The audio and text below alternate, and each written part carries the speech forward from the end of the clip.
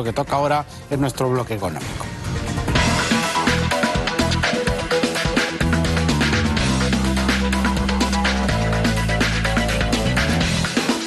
¿Usted sabe cuántas personas con discapacidad hay en nuestro país?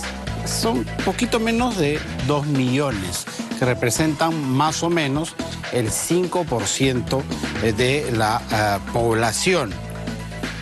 El problema es que muchos de ellos no tienen trabajo o no tienen trabajo digno, cuando la ley los ampara. Hay una cuota que las empresas tienen que tener.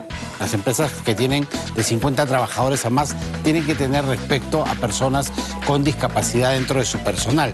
Vamos a conversar de este tema con César Puntreno porque mañana, 3 de diciembre, justamente se celebra el Día Mundial de las Personas con Discapacidad. César, ¿qué tal? ¿Cómo estás? Muy buenas tardes. Muy buenas tardes, Juan Carlos. Un gusto de saludarte. Gracias por la invitación.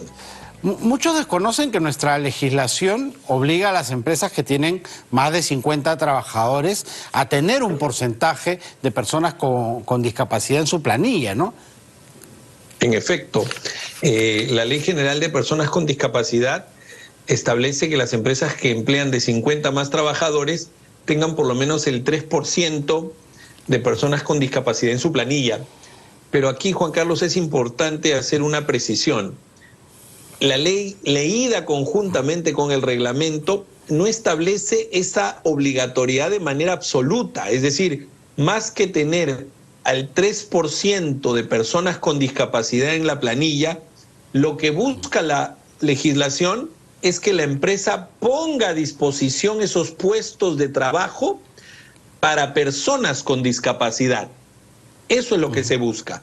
Por eso el reglamento de esa ley dice que el empleador, cuando lo fiscalicen, tiene que demostrar haber puesto a disposición las convocatorias de puestos de trabajo a través del Ministerio de Trabajo y Promoción del Empleo, a través de su centro de empleo.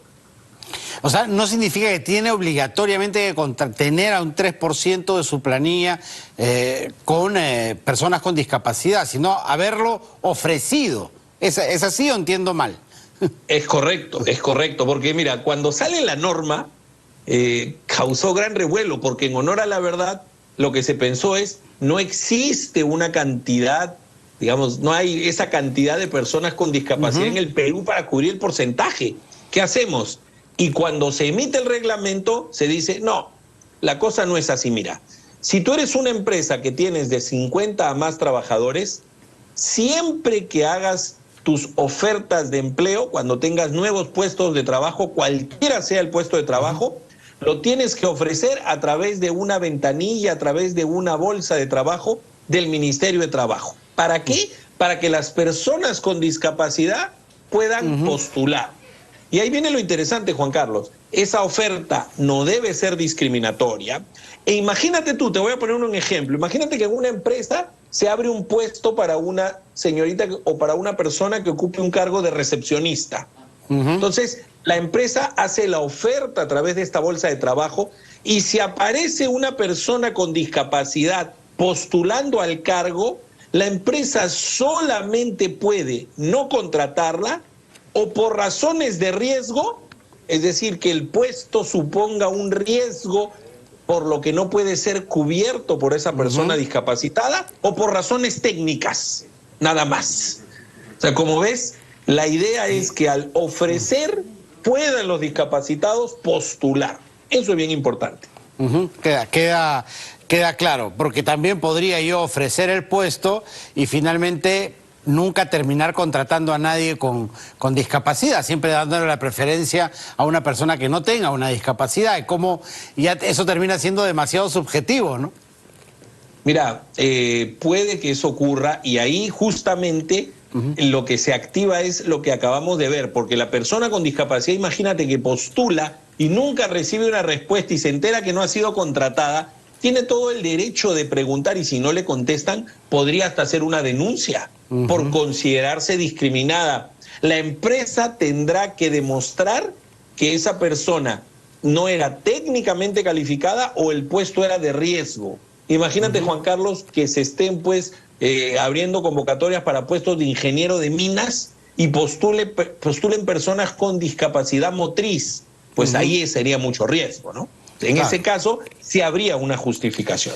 Claro, porque estaba revisando algunas estadísticas que hablan de que solo el 44% de las personas con discapacidad tienen un empleo, ¿no? Un empleo formal, nos referimos. Solo el 44%. Sí.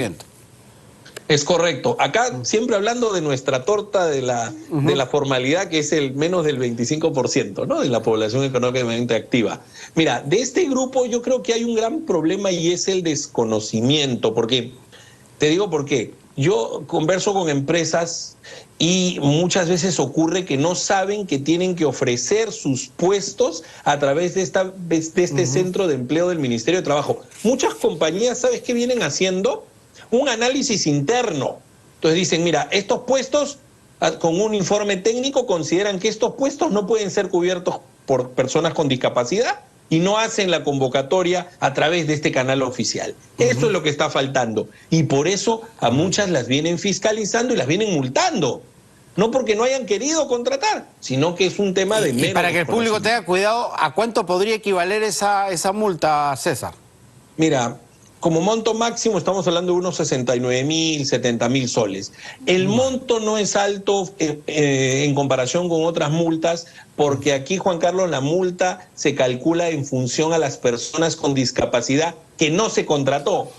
Y claro, es el 3% de la planilla, o sea, no es un número tan alto. Claro. Entonces, yo aquí quiero llamar a la reflexión a dos temas, ¿no? Primero, la importancia de la capacitación y de informarle a las empresas qué es lo que tienen que hacer, es decir, a las formales me refiero, ¿no? Es decir, hacer su convocatoria a través del Ministerio de Trabajo. Pero también hay otro gran deudor que es el Estado.